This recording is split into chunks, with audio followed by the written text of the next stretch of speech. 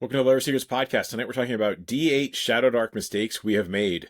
I'm Ken Newquist, and I have made a lot of mistakes running Shadowdark. And I am David Moore, and I have tiled a backsplash.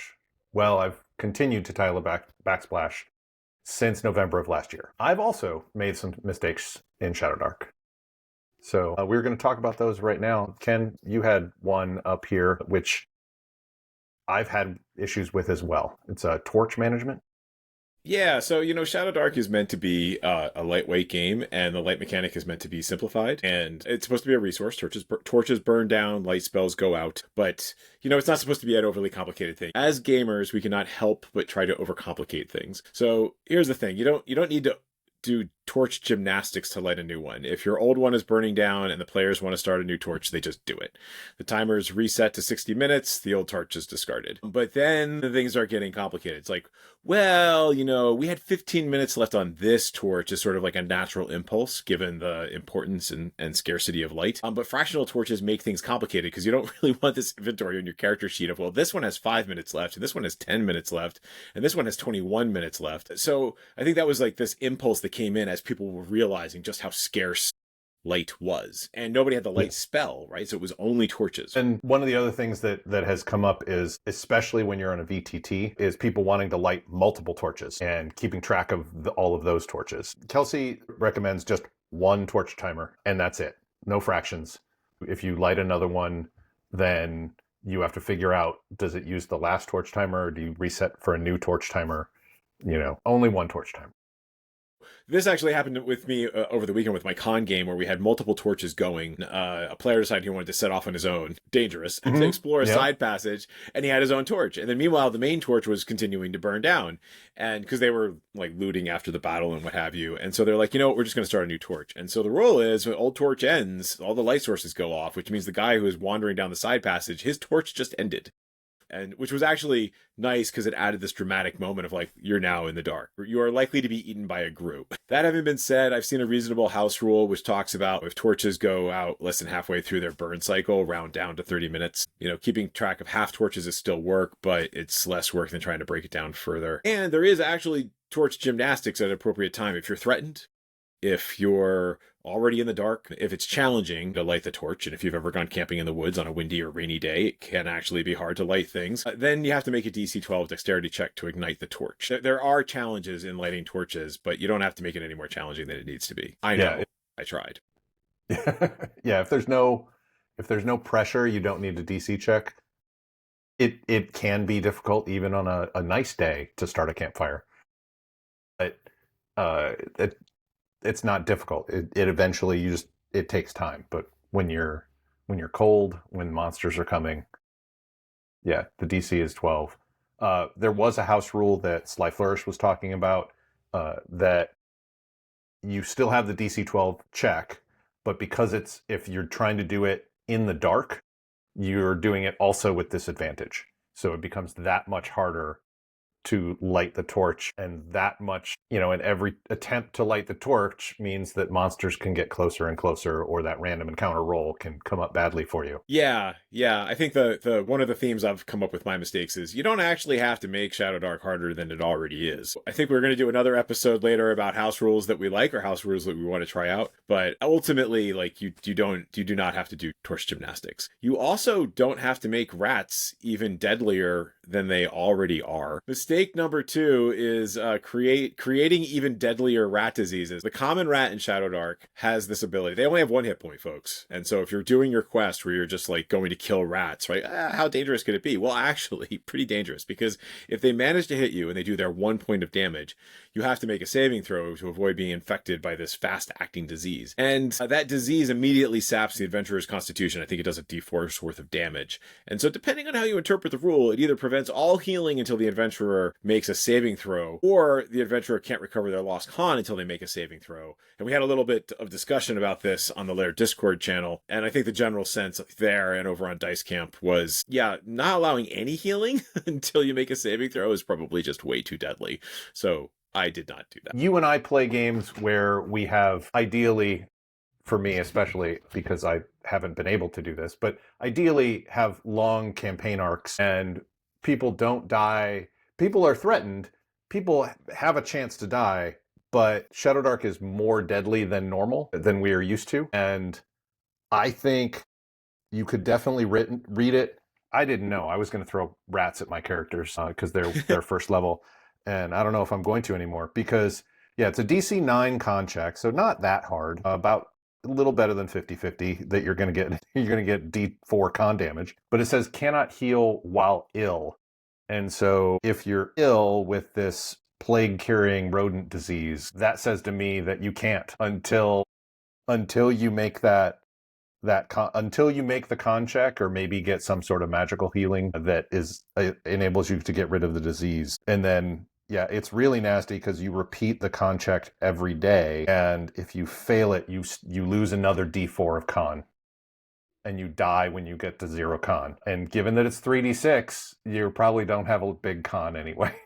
No, you don't. You know, no, you don't. I think the highest constitution we have in our current party, which is the fighter, who has more hit points than the rest of the party combined, has a 14 con, which would give him, if he rolled really unlucky, 4 days of life. At most, 2 weeks of life.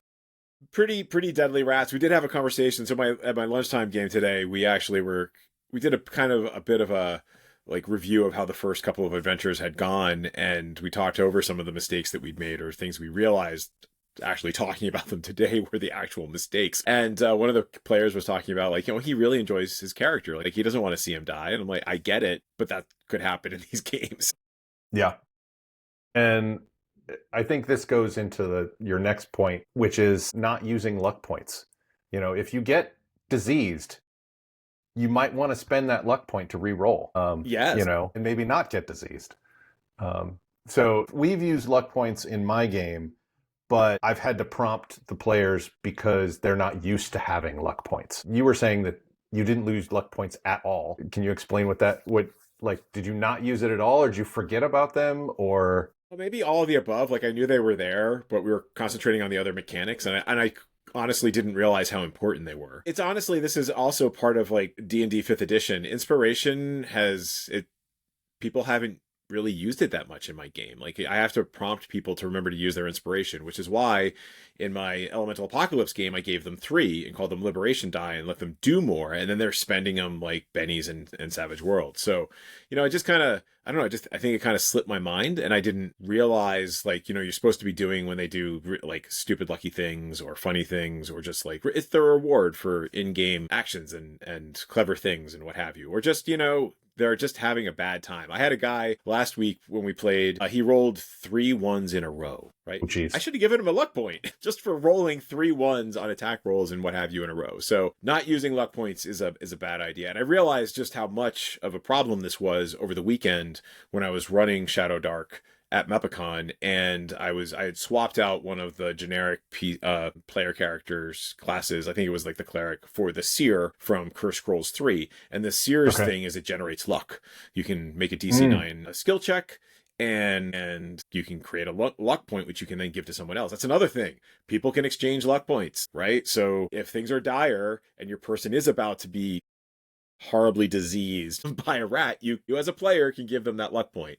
So we got a lot of things wrong, and at the con we did it all right, and I'm like, okay, so we need to use luck points going forward in the lunchtime games. Yeah. It doesn't surprise me, because even though my players also have played 5e, the thing that I hear as a constant refrain and I haven't played a bunch of 5e, is D&D's been out since 2014.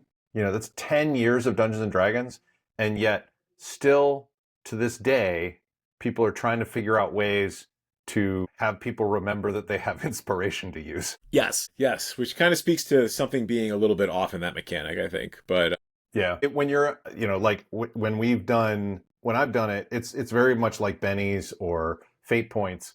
Having a physical token for it is a real good reminder. Like when we were playing our Fallout 2D20 game, nobody remembered to use caps until I brought up the virtual tabletop with just images of caps on there, and you guys were spending them like water, and Josh was earning them like a fire hose. But yeah, they're important. They're definitely important. If you want your campaign to be less deadly, I would recommend, what was it called? There's a couple of not really house rules because they're in the book, but there's ways to alter Shadowdark that they suggest in the book. I can't find it right now, but I think it's actually called pulp mode, where you Yes, can no, there. have Yes, more than yes, one luck point. You don't have yes. to hold and just have one.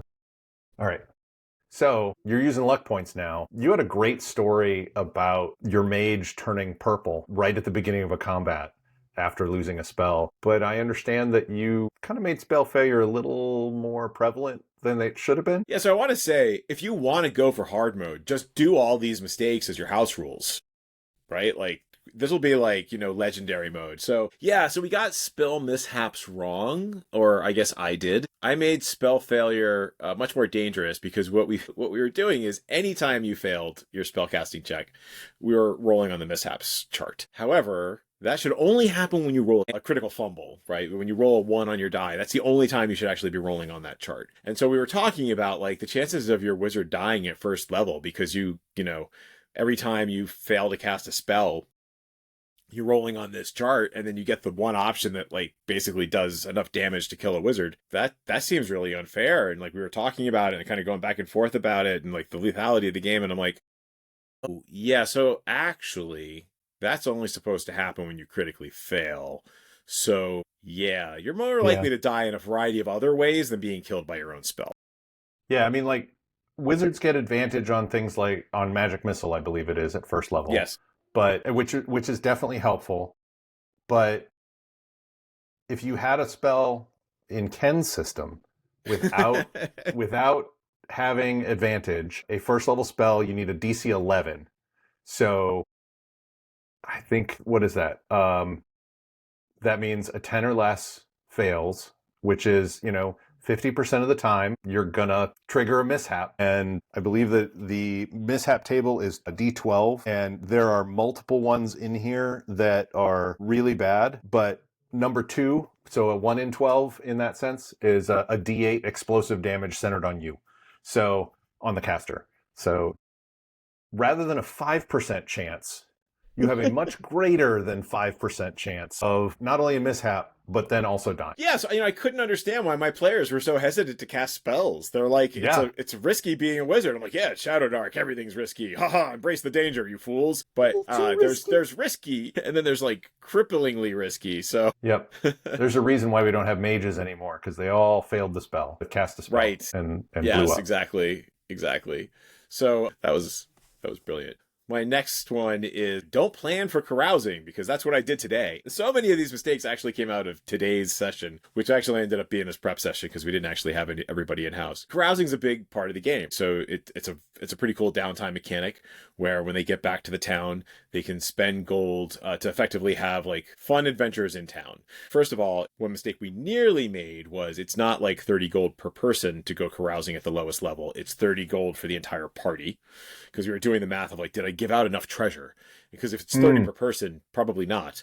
And then you roll on a table. Each person rolls on the table to see what they get. And the thing is that the carousing table is really important because it gives you an opportunity to earn experience without actually having to go out into the dungeons, right? So it's a way of moving things forward. And the more gold they spend, the cooler effects that can happen. So they can gain allies, they gain a rival, reputation, what have you, up into and including the biggest one is like you hold a 2-week massive feast. Nobles from the realm come, and like it sounds great. And I think the other thing that's awesome about it is like in D&D, at least in my campaigns, gold always becomes a non-factor. After like 2nd, 3rd, 4th level or whatever, like you can buy pretty much whatever you want. You have more gold than you know what to do with. Whereas this takes the Conan, the barbarian route, which is you come into town, you've earned your hard-earned gold, so you're going to go blow it all on a massive party so you can go out and get more gold. Yeah, and I didn't realize, with you explaining that, I realized I've been doing something wrong, which is now my players haven't gone out carousing much, because early on they were like, why would we spend the gold to do this? It doesn't seem like a good value for the money sort of purchase. But at the same time, I also didn't realize that each participant rolled separately. I thought it was a group roll. And the fact that it's separate, wow, because like I'm just thinking all of the different shenanigans that could happen to the party all at the same time. Someone might just wake up blearily in their bed and gain 2 XP. Or someone, and at the same time, an angry wizard has cast a deadly spell at them, but it reflected off your cup. Or you wake up deep inside a local ruler's stronghold, holding one of their priceless family heirlooms as footsteps approach. So those could all happen at the same time. So that would be amazing. The other part of this is, in terms of downtime, is there's skills. So there's a learned skills part, and that tripped us up a little bit too, because the learned skills part is, and actually we talk about this a little bit later on, we weren't quite sure what we were doing with that. And so I'm going to save my comments for later, because our last one is don't make it more complicated than it needs to be, which I think is my recurring theme throughout all of these things. The last bit I have is actually read this before you run the adventure, so you know where your players who survive are going to end up, so that they get into town and they're ready to have a fun experience, and you know how much treasure you're supposed to give them. I think I did it right in terms of treasure, because I was following the guidelines. And so because treasure is experience, they had enough treasure when they got back into town to spend appropriately once we realized it wasn't per person. So right. I think this was in our actual newbie GMs episode. Read the rules. And then, I don't know, maybe read them again. Well, part of it with our newbie GM is read the rules enough to run a fun game. But you don't need to memorize everything. So I am just fine without having the players do carousing. It's an extra little mini game that's tacked on as downtime, and it is cool, but it's not 100% necessary for Shadowdark. But if you want to get the full Shadowdark experience, after a couple of games, make sure you've read the carousing rules and then offer it to your players so they can get more XP. And I don't know. I mean, I'd love to hear what Kelsey would say about that. I think it actually is a fundamental part of the game. If you look at how much experience you can earn carousing, right? I mean, the minimum is 2 XP, which is nothing to sneeze at when it's 10 XP to get to level 2. Just getting the gold will not get you to level 3 as fast. Will not level you up as fast as if you did spend that gold on carousing. You're getting double XP effectively if you spend it on carousing, or almost double. Yes. It goes to pacing of the campaign and what have you. And it also, I think, makes people want to go into town. And I think it'll make them want to go carousing. And I think we've had so much fun with downtime in other games like Scum and Villainy and Cyberpunk Red that I think it's just fun all around, but it really incentivizes you, I think, if you realize how you're supposed to do it. I have not, as I said earlier, I have not played a ton of D&D 5e over the last 10 years. I could probably count on 2 hands how many actual games that I've been in. I've read a lot about it. I've seen a lot about it. Actually, no, I have done more than 10 games, because I was in a campaign, as short-lived as it was, but I was in a campaign. When we talked before, Ken, you were having a real hard time stepping away from 5e because Shadowdark is based on 5e, but really stripped down to be more like basic Dungeons and Dragons, or more like AD&D first edition, or probably even before then. Yeah, I think so, because in some ways, the complexity of D&D is only just accelerated. I think 5e did take a step back when it was first released. Now it's taken a step forward to 2024. But at the end of the day, it has rules for everything, or it has rules for a lot of things compared to Shadowdark. And so I think all of us in my group are experienced with just assuming that there's going to be a real rule for it. Or you're carrying the baggage. Obviously, there's opportunity attacks, right? How could there not? Well, there's not. Right. So it's easy to fall into the habit of, oh yeah, of course, you provoke an attack of opportunity, and, the goblin attacks you when you're moving away. Again, this adds to the whole theme of this episode, which is you don't have to make it harder than it already is. Adding attacks from monsters is only going to make things worse for the players, because they get so many more attacks already than the players do. Just maybe check your 5e brain. As we always say, at the table, just do it, right? Don't slow down the game because you want to double check a rule. But at the same time, I keep a running list of stuff. I should probably follow up on that one, because I can't actually remember how this is supposed to work. Luckily, I haven't really gotten into that too much. I'm going to pay more attention the next couple of games I run to see if there are anything. And I'm still holding off on the skill thing, because I do have some thoughts on that. But that would be the only thing that has really... that my players were like, can I do this? I don't have the skill for it. And, it's one of those things where Shadowdark really falls into a set of type of games that I like. Similar to like Fate, Spirit of the Century, things like that. There are rules, but they're not there as like this is everything that you can do.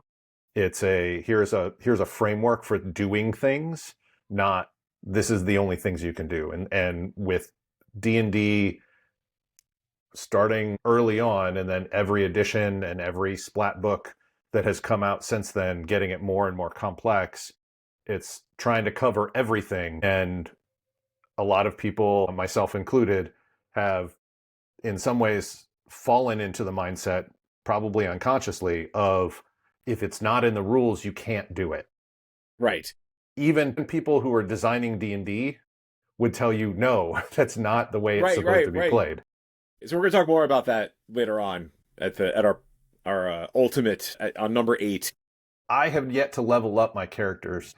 They're about to get to level 2, but okay, this is a thing. Is they're in the middle of a dungeon, but they've got enough gold. Do I award them the gold when they get it, or the XP when they get the gold? And do they level up in the middle of a dungeon, or do they have to get it to safety and count their money before they earn the XP and level up outside the dungeon? I think there's a valid argument to be made for either one. The rules don't tell you how to do it either way. So I think it would be valid.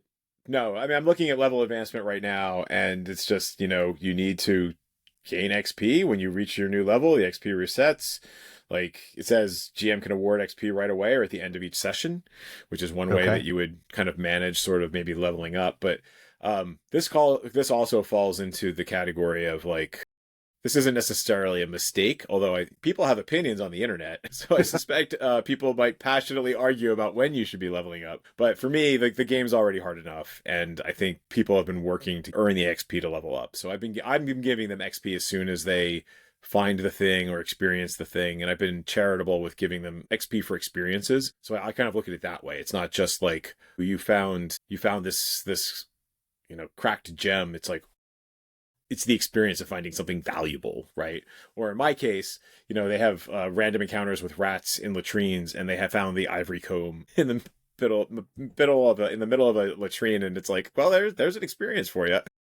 Yep, that is definitely an experience. Yeah, I think it really matters. There are a couple of, with most everything on the internet that people argue over, there's actually nuance around this. And if you're running a game like in a mega dungeon, you're never going to be safe because you're not necessarily returning to the surface all the time. Right. So waiting until you return back, the entire party's going to get wiped out because they're just going to stay the same level the entire time. Right. But, so doing it that way. But if they're going in and coming back, I could definitely see only letting them level up in town. But with the caveat of, hey, you just had this amazing experience, or there's this big amount of downtime in the dungeon or in this exploration that you're doing. Maybe you met a spirit that, endowed you with wisdom, and then you level up in the middle of an adventure. There's lots of different ways to do it. I'm more leaning toward making sure that the gold is safe before awarding the XP for the gold. But I'm also just fine with awarding them XP in the moment for great role playing, or, in an amazing event that just happened, or anything along those lines. Now, if they level up at that point, then I have to have a discussion with my players, a short one of like, do I level up now or do I level up later? Because leveling up also does other things. Like, I believe wizards get access to another spell. Yes, they do. So do they suddenly, all of a sudden, have they always had that spell? Or do they suddenly just, it gets written magically into whatever spell book they have, I've always kind of handled that in all my campaigns as like, you have the flash of insight. Because, that happens in the real world, right? Like, all of a sudden you put it all together and like, that's what I need to do. So that's kind of how I've handled that sort of random inspiration bit. But it also kind of falls onto, for me, not making it harder. The other thing for me that's different is I have a lunchtime game. We only have an hour a week. So That's true. I kind of want to give them the reward as soon as possible. Whereas if you're running a 3 to 4 hour session, at the end of the session, you can easily just give them their reward. Whereas for me, they might have to wait like 4 or 5 weeks before they're able to get their reward if they actually needed to get back, which just takes forever. Yeah, but I mean, like, I would definitely, in your situation, yeah, I would award the XP during the game, but then I would say at the end of the game, like the end of that session is when you calculate if you've leveled up or not, because then you can level up outside the game and not be taking up the precious minutes Yeah. of the lunch. Yeah. On the plus side, it didn't. We did stop the clock. I think. No, I think we kept the clock going as they leveled up because that's just fun. But You should. You should. Unless they But it put the didn't take. torch out, it's still going. Yeah, it didn't take that long though. I mean, it's not. You roll a d8, you get it. At second level, you like the wizard's got a new spell, the cleric got a new spell, and that's pretty much it. At third level, they'll And get then a you got talent, each your class talents, I think, right? but only like every other level.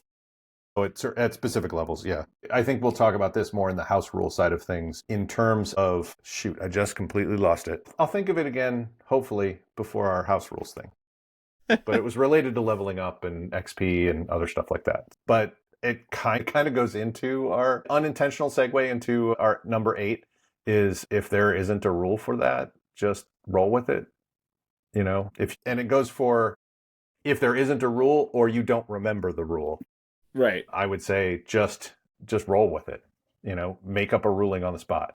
So this is not parallel with everything else, right? So I should say or the mistake is obsess over rules that don't exist. Get into arguments over it. Like some of these things, I can remember back in first edition and second edition days, we would have this kind of challenges because it wasn't codified to the same level that it is today.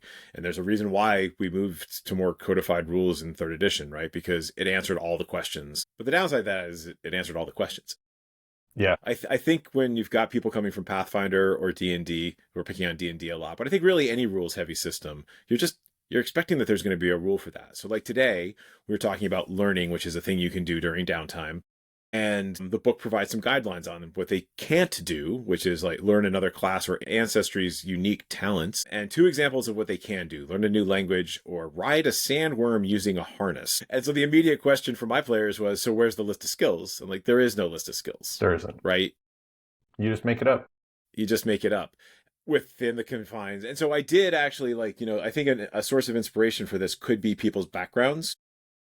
There's some things as far as backgrounds are concerned where like you're the son of or the offspring of a mighty ruler, or you're descended from a hero. I don't think those are skills that you would necessarily learn. Or though maybe, if your genealogy is revealed that you are actually the great lost grandson of, such and such. But they give examples of like you're the mastery of fishing, right? Like those are the kinds of skills that you're talking about. And you're like, is that really a skill to have? And it's like, well, if you're in Shadowdark and you're in the woods and you've consumed all your rations, fishing might suddenly become very important. Yeah. Yeah. And I would say like if you, in terms of that ancestry side of things, if you're starting at level 1, you're probably not yet an expert at all the things that you learned up until that point. And so that downtime could represent the capstone of your learning and finally putting it all together and it actually becoming a skill for you other than just knowledge. And so you might know how to fish, but you've maybe never really gone fishing before and know all the different pieces that are actually involved with the physical side of things. Yeah, this was definitely something that I ran into with this because they asked about skills and I looked for a skill list, and this is like double number 8s because I took time to look for the skill list rather than just make a ruling. And then we did find it, and we're realizing, we can just make it up. You can just write it down that, hey, you know how to bake apple pies now, and you're good. If someone asks you to bake an apple pie, you can do it. If you don't have that skill, then you're going to need to make some sort of roll, probably maybe a wisdom or an int, maybe a constitution check. Who knows? Right. It's hot in the kitchen, and you might not make a good apple pie, but if you have the skill, you can make a good apple pie without rolling. And that's the other thing with skills is unless you're like super stressed with it, you should never need to roll for that skill.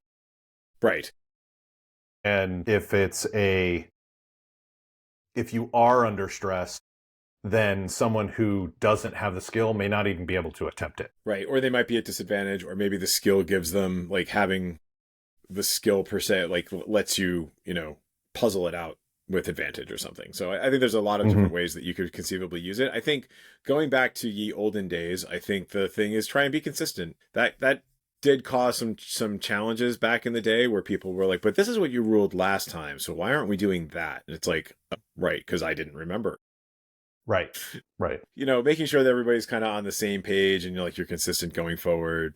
Or if you're consistently inconsistent, like making sure everybody's cool with it. But like at the end of the day, you don't sweat it. Like you can always retcon it later if it turns out to be something that's too powerful or too deadly, as I think almost all of my mistakes in this list turned out to be. So everyone's gonna be like, I don't want to play Ken's game.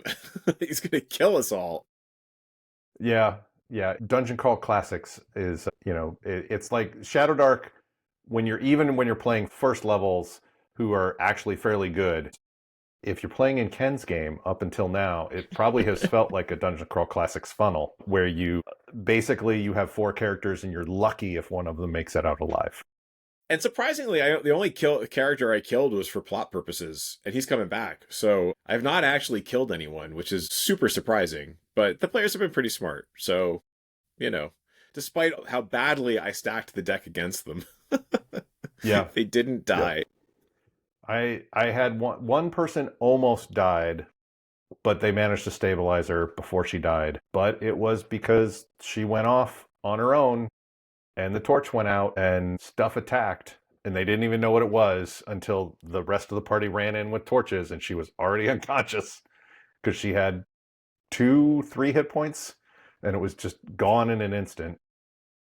Yes, I would say if we go for a D9, funky dice from Dungeon Crawl Classics, it would be don't wander away from the light. I haven't killed anyone yet because of that, but I think that would be one of them. Maybe we do another die size of player mistakes in Shadowdark.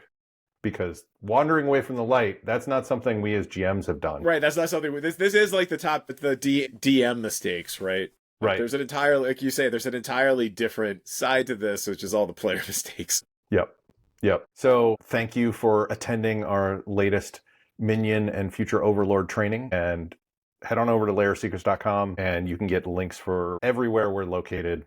Blue Sky, Mastodon, YouTube, Moon. Actually, I don't know if Moonbeam's link is on there. I don't think it's there yet. I thought about that today. Yeah, so we need to put Moonbeam up there. Which is where we're recording now. So if you want to watch us record this live and chat with us and do other things like that, head over to moonbeam.stream. There's the Lair of Secrets realm, and we hang out there and live stream like we're doing right now. And you're watching it probably later because there aren't a whole lot of people here right now, but we want more.